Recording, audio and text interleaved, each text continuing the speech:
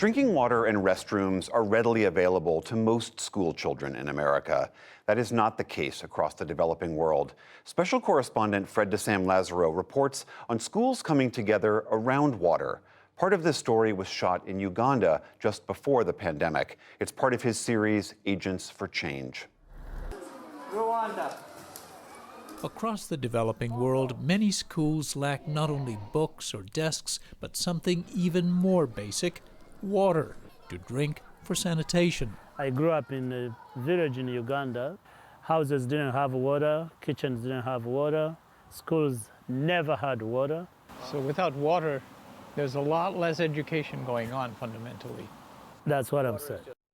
Twesigye Jackson Kaguri founded Nyaka, a school tucked high in southern Uganda's mountainous region. It provides free education to children who've lost a parent to HIV/AIDS. Kaguri, who now lives in Michigan, vividly remembers those early years, still the reality for millions of children around the world. Going to school at 7 a.m. in the morning and finish school at 5 p.m. without drinking a sip of water. When I set out to build schools, one of the things I was determined to have is clean water. The Nyaka school's clean water comes from a rain collection system. The local community raised some funds to install these large tanks and provided material and labor. But a significant chunk of the funding came from an unlikely source: I'm going to do a hula hoop contest right now. School fundraisers in suburban White Bear Lake, Minnesota. There's plenty of water here, but students haven't come to this event just to soak their teachers.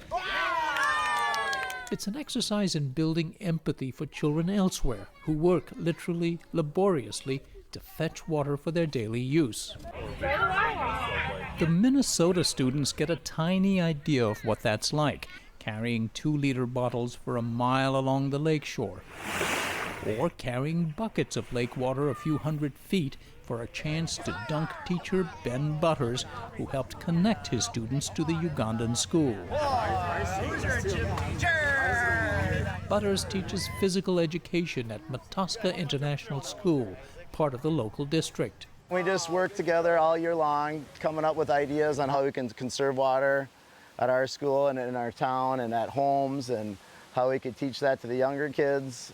And then we connect that to the global issue, where some kids their age have to walk miles for water. His water curriculum and the Uganda connection was made possible by H2O for Life, a group that partners schools across the U.S. and Canada with those in developing countries, and recently the Navajo Nation. I had a friend in Kenya that asked me if I knew anybody who could help him because his community was desperate for water. Their kids were dying. Retired Minnesota schoolteacher Patty Hall founded H2O for Life in 2007. So I wrote a letter back and said, how much would it cost? And he said 700,000 Kenya shillings, and I kind of choked until I realized that meant $7,000. All right, girls, come on in here. By the end of the school year, Hall and her students raised nearly double that. Inspired, she founded H2O for Life and has so far helped about 1,800 North American schools create nearly 1,000 water and sanitation projects in low-resource settings. These projects are only half funded on purpose. Well, I got good advice from a really smart man in the water sector who said, don't fund an entire project and make it a gift, because then it's not owned by the community. You want to do a shared project so that the community has buy-in, and it's going to be sustainable for the future. Hello. Jackson, Ben Butters. Nice to meet you, Jackson. A visit made that connection to the world even more personal. Kaguri visited Hall, Butters, and a group of H2O for Life students in White Bear Lake. So because of your help and hard work and generosity, girls like you now have clean water. 7th grader Ava Barth is one of the program's so-called water warriors. I realized how much I was taking water for granted, and I really wanted to help people that didn't have water available to them every day. Just before the pandemic, Hall led a tour group to some of H2O for Life schools, including Nyaka, where 17-year-old Prima Nyabari played host.